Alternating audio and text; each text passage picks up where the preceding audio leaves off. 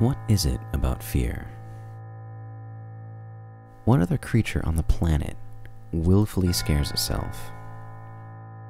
But there's something about a bit of horror, a touch of the macabre. Children dressing like monsters, all running around and scaring each other. We have a holiday celebrating this. Is this an obsession with death, or something more?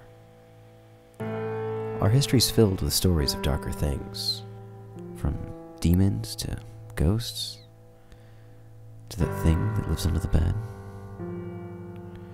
But nothing today is more popular than the zombie, rising from the grave to shamble along and consume everything in its path, turning all that it touches into itself.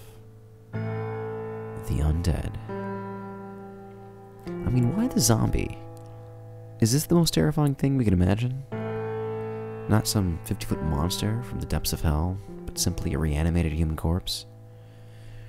Or is it something far simpler? A reflection of what we'd feared most all along. Maybe the scariest thing we could ever imagine is ourselves.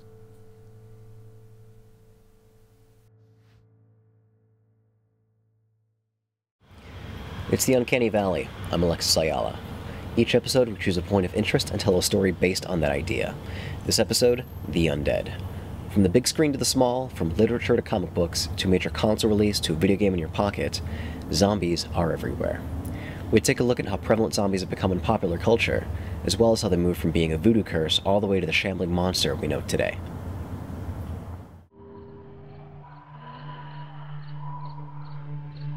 Being monitored closely by scientists at all the radiation detection stations. At this hour, they report the level of the mysterious radiation continues to increase steadily. So long as this situation remains, government spokesmen warn that dead bodies will continue to be transformed into the flesh-eating ghouls.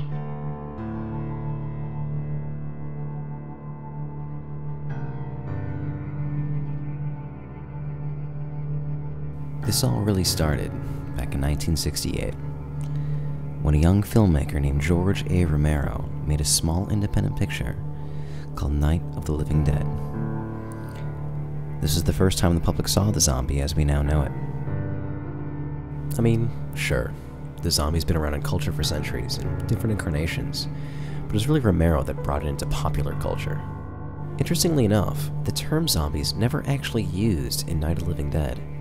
In the original script, all the undead were referred to as ghouls. The only time the word zombies actually mentioned is in credits. In later interviews, Romero began using the new term pretty exclusively. Admittedly, something about the word ghouls just doesn't have the same ring to it. Zombies before George A. Romero were a non-entity, really, if you think about it. I mean, we had your Herschel Gordon Lewis's and so forth who were trying to produce zombie films, but they weren't popular culture. They were an item that we saw in the occasional Universal monster movie or in some sort of B movie because it was easy to slap some paint on their faces and put a little bit of blood around the lips and suddenly you had a zombie. Without George A. Romero, zombies would be a totally different object in sort of the horror movie canon. They wouldn't be the same thing at all.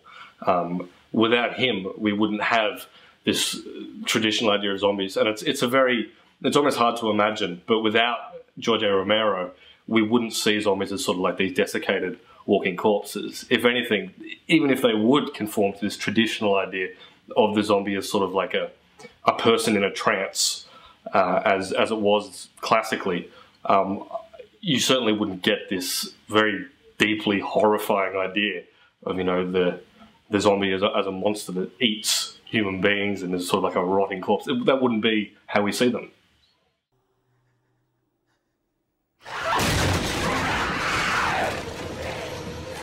Something that's a bit lost in today's zombie films are the metaphors Romero drew with society, essentially using the undead to create commentaries on culture and political climates. Romero used zombies as a metaphor in Dawn of the Dead, basically about consumerism. It was the idea that they would never stop. They would come forward. They just consumed and consumed. There was never enough.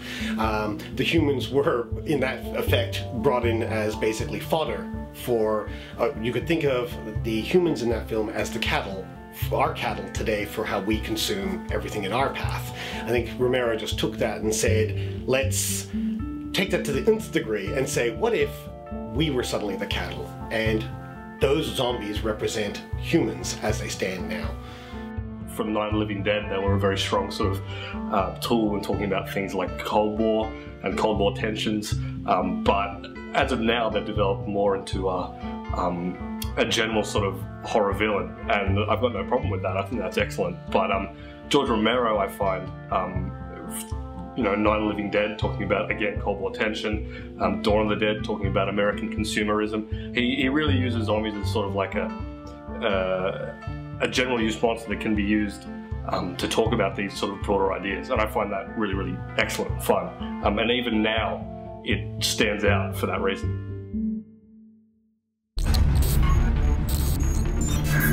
This just in. We have confirmation that President Burke has been kidnapped.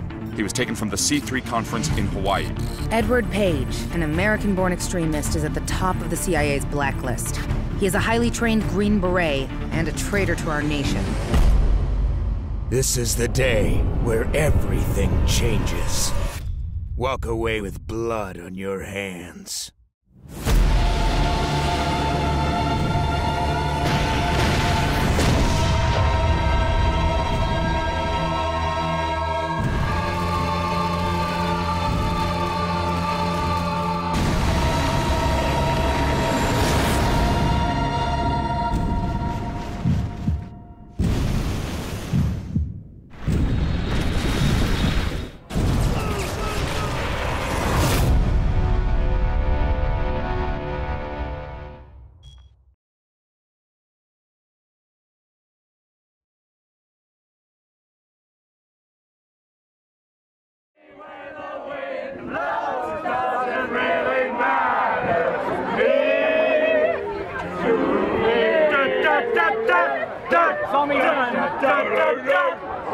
Zombies have sort of entered the sort of popular culture and the popular sort of horror canon, and even beyond, because they have, I think, a strong universal appeal in their current form.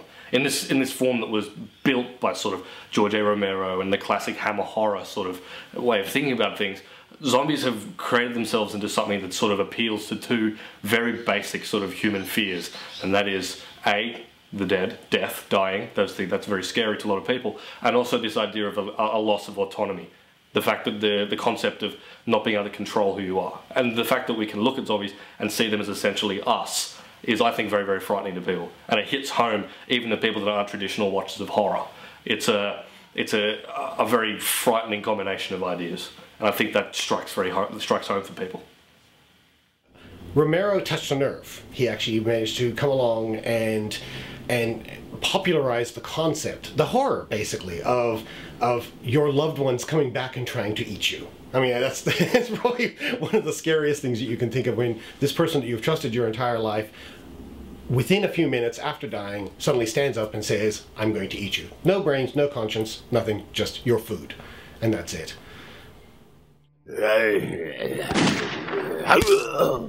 Zombies are big business, encompassing every form of media.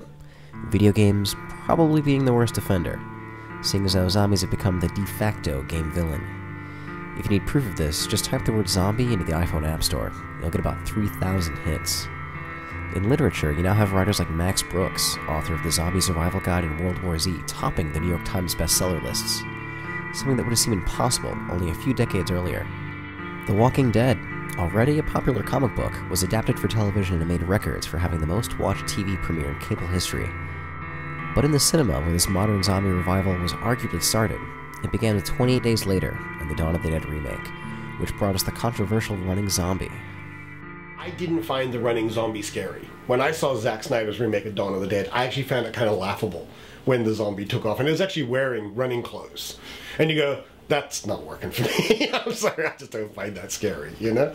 One running zombie is not as scary as 400 shambling zombies, in my opinion. Zombies have become so ingrained that a subculture of zombie walks have started popping up all over the world.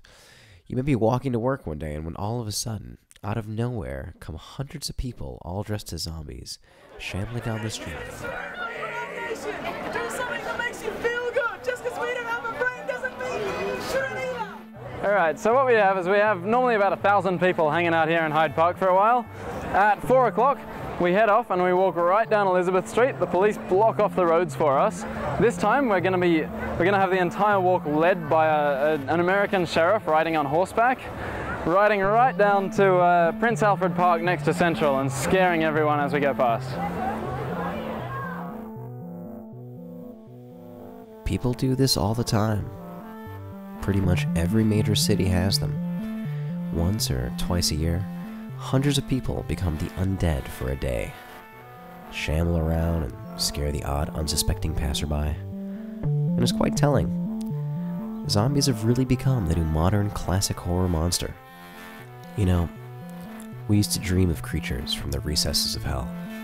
Demons and dark spirits from a time when mysticism ruled, because we knew very little on how the world works. In an age of science when we know just a little bit more, those old monsters seem a little more fantastical, a little less believable. So it's only fitting that we replace them with something that reflects the times, something just a bit easier for us to explain. After all, what's more terrifying than being chased down and hunted by your own family and friends? We are our own worst demons, after all.